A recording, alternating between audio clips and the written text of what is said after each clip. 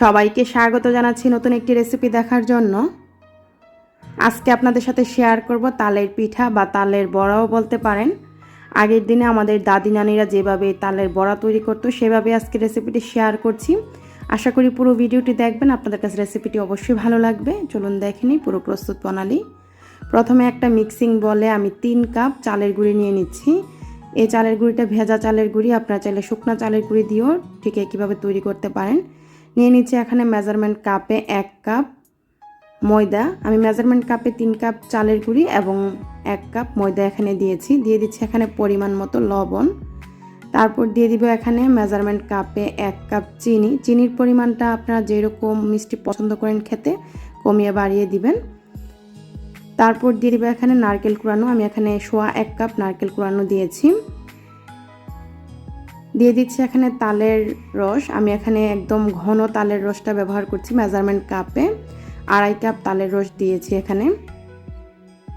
তালের রসের পরিমাণটা বাড়িয়ে দিলে খেতে বেশি ভালো হয়। তারপর দিয়ে দিচ্ছি এখানে মেজারমেন্ট কাপে 1 কাপ ফুল ক্রিম গুঁড়া দুধ। তালের রস বেশি দেওয়ার কারণে অনেকে বলতে পারেন তিতা বেশি হয়ে যাওয়ার ভয় থাকে। না, আসলে তালের রস বেশি হলেও কখনো তিতা হয় না। তাল যদি তিতা হয় তাহলে তিতা হবে, কিন্তু আমার তালের রসটা মিষ্টি সুস্বাদু ছিল, তাই বেশি পরিমাণে দিলাম। এখন এই সবগুলো উপকরণ একত্রে ভালো করে মাখিয়ে নিচ্ছি। আর এখানে কিন্তু আমি কোনো পানি ব্যবহার করব না, তালের রসটা দিয়ে কিন্তু এখানে একটা ব্যাটার তৈরি হবে।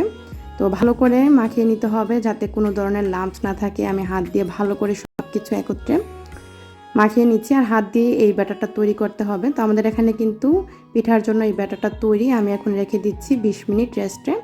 20 মিনিট পর আমাদের এখানে পিঠার তৈরি করার জন্য এই যে ব্যাটারটা তৈরি। আমি আপনাদেরকে ঘনত্বটা একটু দেখিয়ে দিচ্ছি, ঠিক এরকম হবে। এই পিঠার ব্যাটারটা কিন্তু অনেক বেশি ঘন হবে যেহেতু পানি ব্যবহার করা হয়নি।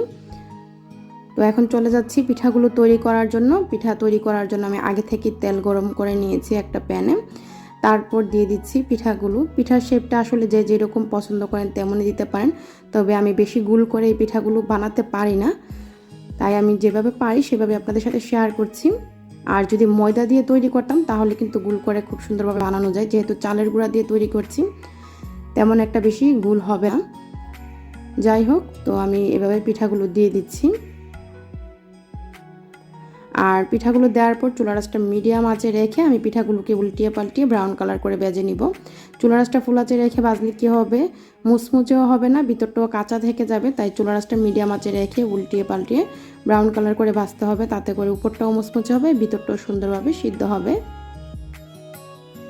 যেহেতু চালের গুঁড়ি দিয়ে পিঠাগুলো তৈরি করছি, এমনিতে অনেক বেশি মুচমুচে হবে এই পিঠাগুলো। এই যে দেখুন উপর দিয়ে কিন্তু ফেটে যাচ্ছে, বোঝাই যাচ্ছে, যার কারণে এই পিঠাগুলো অনেক বেশি মুচমুচে হবে। তো উল্টে পাল্টে কিছুক্ষণ ভাজার পর এই যে দেখুন খুব সুন্দর একটা কালার চলে এসেছে পিঠাগুলোতে। এখন আমি তেলটা ভালো করে ছেঁকে একটা স্ট্রেনার দিয়ে পিঠাগুলোকে তুলে নিব। ভালো করে তেলটাকে ছেঁকে তারপর তুলে নিতে হবে পিঠাগুলোকে। আর ঠিক একইভাবে আমি সবগুলো পিঠা তৈরি করে নিব। পিঠাগুলো কিন্তু অনেক বেশি মুচমুচে হয়েছে, নিশ্চয়ই দেখেই বুঝতে পারছেন। উপরটা অনেক বেশি মুচমুচে আর ভিতরটা অনেক সফট হয়েছে, যেহেতু এখানে ময়দাও ব্যবহার করেছি।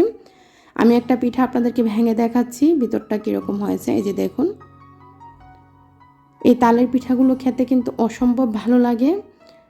আমি একটি ট্রেডিশনাল রেসিপি আপনাদের সাথে শেয়ার করেছি। আশা করি রেসিপিটি আপনাদের কাছে সহজ এবং ভালো লেগেছে। যদি রেসিপিটি ভালো লাগে লাইক, কমেন্ট, শেয়ার দিতে ভুলবেন না। রেসিপিটি